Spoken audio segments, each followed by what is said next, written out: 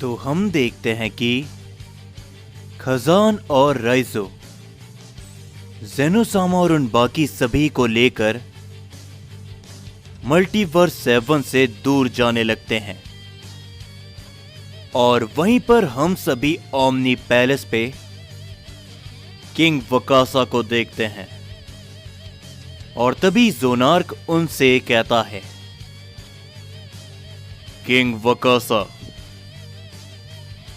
तो आखिर अब भला आप क्या करने वाले हो?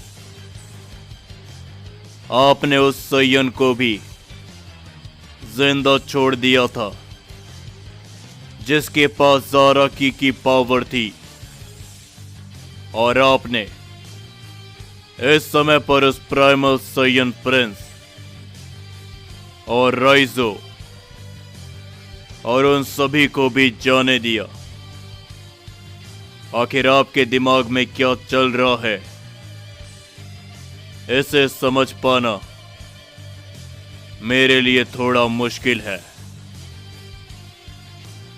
जो सुनकर तभी ओज़मा भी कहता है, जोनार्क एकदम सही कह रहा है किंग वकासा, इस समय पर हमारे पास एक अच्छा मौका था।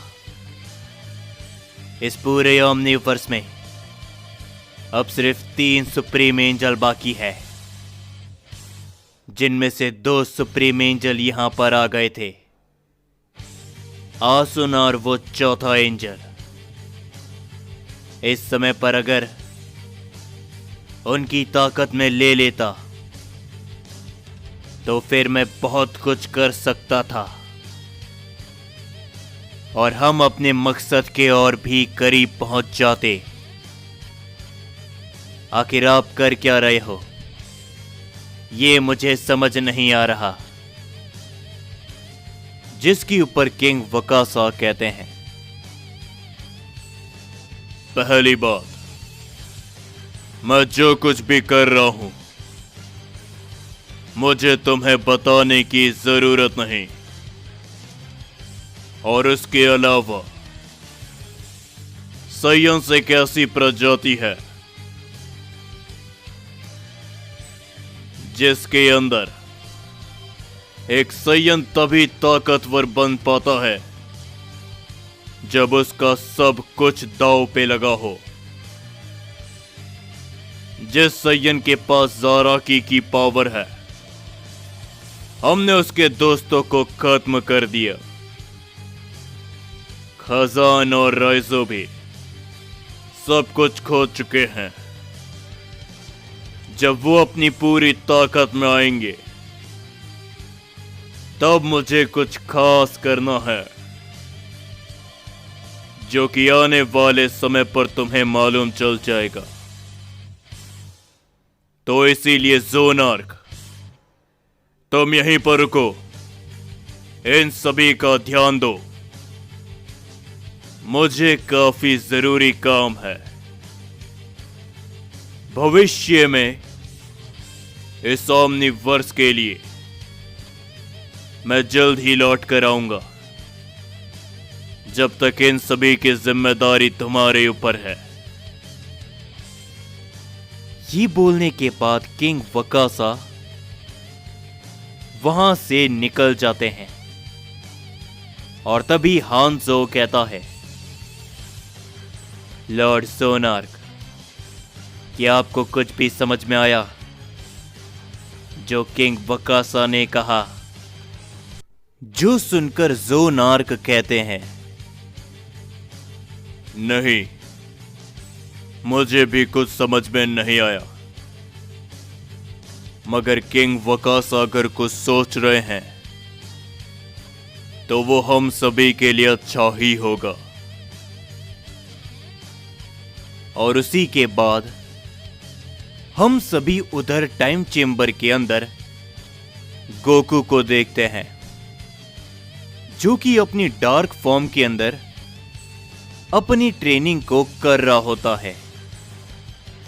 गोकू की उस ताकत को देखते हुए पिक्कोलो काफी ज्यादा हैरान होता है और वो कहता है, वाकई में गोकू, आखिर तुम्हारी ये कौन सी ताकत है? आज से पहले मैंने तुम्हें ऐसी ताकत में कभी भी नहीं देखा। ये ताकत काफी अलग है। पिक्कोलो गोकू को बड़ी गौर से देखता है और हम देखते हैं कि गोकू लगातार अपनी ट्रेनिंग को करता रहता है, जिससे वो टाइम चेंबर बहुत बुरी तरीके से हिलने लग जाता है। और तभी गोकू अपनी ट्रेनिंग को रोकता है और वो अपने नॉर्मल रूप में आते हुए पिक्कोलो को कहता है, पिक्कोलो, बताओ मुझे, क्या मेरी ट्रेनिंग में कोई कमी है जो तुम्हें नजर आ रही हो? जिसके ऊपर पिक्कोलो कहता है, बिल्कुल भी नहीं गोकू। पहली बार मैंने तुम्हारी वो ताकत देखी है और तुम्हें इस तरीके से ट्रेनिंग करते हुए देखा है। इसमें कोई भी शक नहीं कि तुम लॉर्ड बीरस और वी से आगे निकल चुके हो। जिसके ऊपर गोकू कहता है, लेकिन पिक्कोलो, इतने से काम नहीं चलने वाला। जिनका सामना हमने किया था उनके सामने मेरी ये ताकत भी कुछ नहीं थी। जो सुनकर पिक्कोलो काफी चौंक जाता है और वो कहता है, गोकू, आखिर भला तुम किसका सामना कर रहे हो? लेकिन लॉर्ड बीरस ने कहा था कि सभी यूनिवर्स के गॉड ऑफ डिस्ट्रक्शन अपने वॉरियर्स को तैयार कर रहे हैं, तो इसमें हम भी तुम्हारी मदद करेंगे। जिसके ऊपर गोकू कहता है, पिक्कोलो, जिनका सामना हम करने वाले हैं उनके सामने तुम सभी लोगों की ताकत कुछ भी नहीं है। तुम लोग अगर मेरी मदद करना चाहोगे तब भी तुम चाह कर नहीं कर पाओगे। ये मुझे ही करना पड़ेगा। वेजिटा के लिए और गोहान के लिए, जिन्होंने मुझे बचाने के लिए अपनी जान तक दे दी। ये कहने के बाद गोकू इस बार अपनी पावर को बढ़ाते हुए अपनी इन्फिनिटी फॉर्म पर आ जाता है, जो देखते हुए पिक्कोलो हैरानी के साथ कहता है, ये वो गोकू नहीं है जिसे कि मैं जानता था। इसकी ये ताकतें और इस समय पर गोकू की भावनाएं, ये सब पूरी तरीके से बदल चुकी है। हमारा गोकू किसी को खत्म करने से पहले 1000 बार सोचता था, मगर इस समय के गोकू की ताकतें, उसका स्वभाव, ये साफ बताती है कि ये अपने रास्ते में आने वाले किसी भी शख्स को खत्म करने के लिए तैयार है। और गोकू अपनी इन्फिनिटी फॉर्म पर लगातार अपनी ट्रेनिंग को करता रहता है। और वहीं पर हम सभी राइजोर और बाकी सभी को देखते हैं, जो कि अपने मल्टीवर्स से दूर जा रहे होते हैं। और तभी ब्रोली कहता है, लेकिन आखिर हम इस समय पर कहां पे जाएंगे? सभी लोग सोच रहे होते हैं, पर तभी हम देखते हैं कि उन सभी के पास में अकीरा और यामोशी आ जाते हैं। और तभी यामोशी कहता है, क्या ज़ेनोसामा और तुम सभी यहां पर? राइजो और तुम भी खजान? जिसके ऊपर तभी ज़ेनोसामा सारी ही बातें उन्हें बताते हैं, जो सुनकर यामोशी कहता है, यह काफी अच्छी खबर है कि तुम बच गए राइजो, और खजान तुम भी हमारे साथ हो। ये दूसरी अच्छी खबर है। जो सुनकर खजान कहता है, दूसरी अच्छी खबर?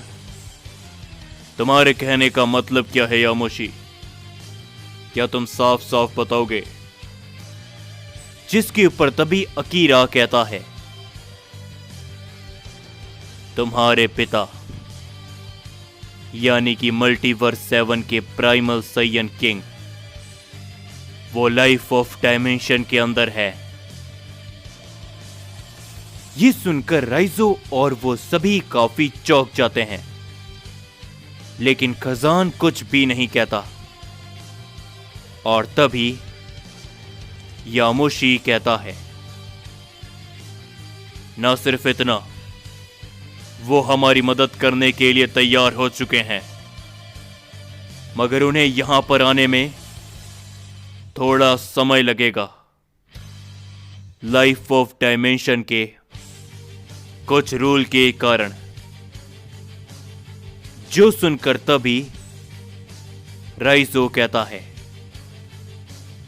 ये काफी अच्छी बात है कि हमारी मदद करने के लिए खुद हमारे प्राइमल साइयन किंग आएंगे। लेकिन तभी खजान कहता है,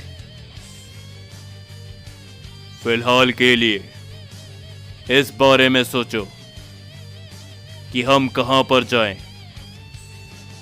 जिसके ऊपर ज़ेनोसामा कहते हैं, मैं जानता हूं कि फिलहाल के लिए हमारे लिए सबसे सही जगह रहेगी मेरे बड़े भाई एज़ानागी का मल्टीवर्स 11। तो हमें वहीं पर जाना होगा।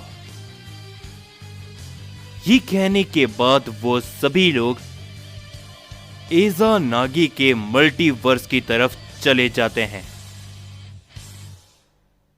मगर तभी हम सभी एक अनजान जगह पर देखते हैं, जहां पर कोई शख्स जमीन पर गिरा हुआ होता है और वो खड़े होते हुए कहता है, क्या आखिर भला मैं कहां पर हूं? और ये जगह कौन सी है? और तभी हम देखते हैं कि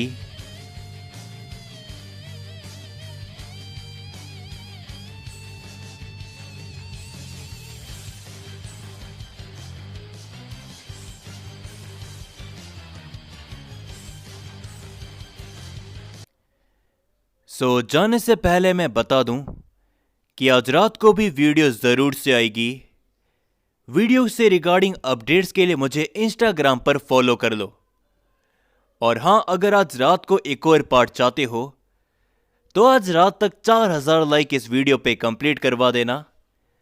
स्टोरी कैसी लग रही है मुझे कमेंट करके भी जरूर से बताना। और हां, मुझे इंस्टाग्राम पर फॉलो करना बिल्कुल भी मत भूलना, क्योंकि वीडियो से रिगार्डिंग अपडेट्स आप सभी को मेरे इंस्टाग्राम पर मिल जाती है। तो चलो, मैं आप सभी से मिलता हूं रात में एक नई वीडियो के साथ।